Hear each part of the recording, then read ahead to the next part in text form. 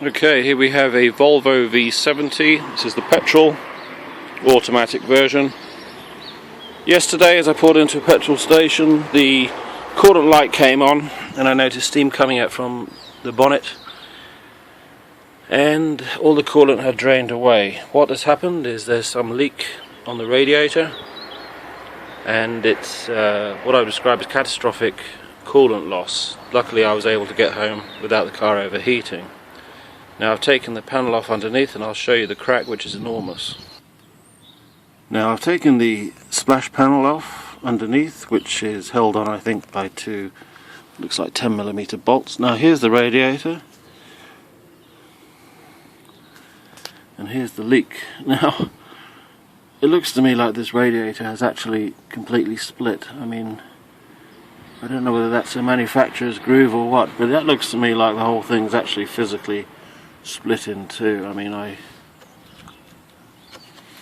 can't for the life of me think how something could cause such catastrophic damage, but it can't be a break. That it looks more like it's some sort of manufacturer's groove, but either way, that is where the water's coming out of. So we have a knackered Volvo radiator. That's for the air conditioning, I think. So this one here has got to be replaced, and I will catalogue the process during this video so you can do it as easy as possible. Okay, we're working our way through taking everything off.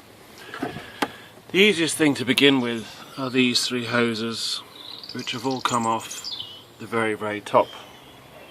They're all just held on with basic circlips like those ones here. Now, what you will find at the top of the engine is a whole manner of connections, relays. They're literally all over the place. I've never come across a car that had quite so many. So you've got to work your way through and unplug all of these. Most of them are unique to their own receptacle joint, so I don't think there's any chance of you plugging in something in the wrong place.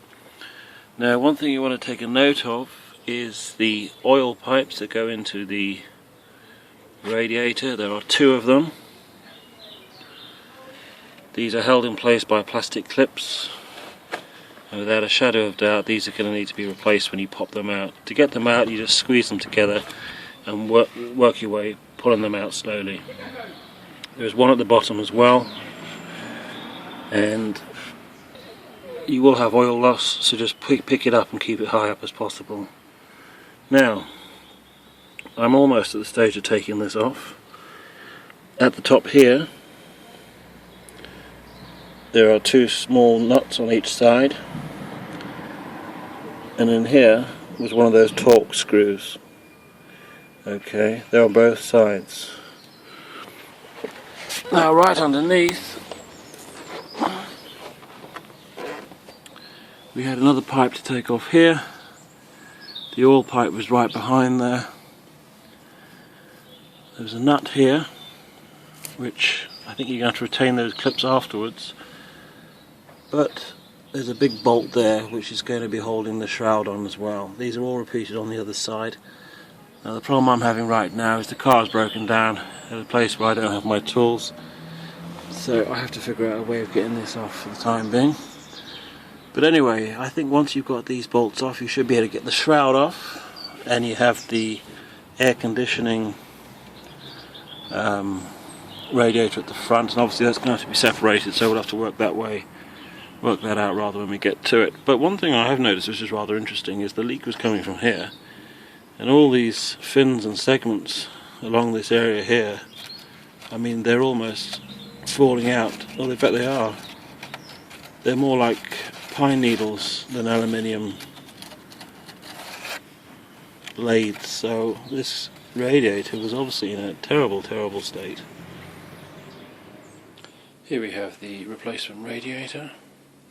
Before you obviously try and fit it, make sure it is the right one. This one is identical, so we're happy.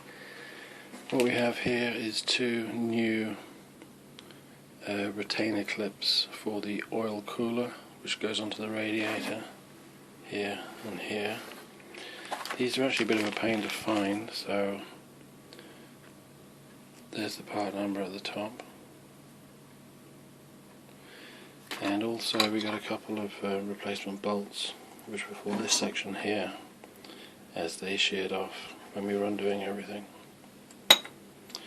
And on top of that, here's the new coolant ready to go in.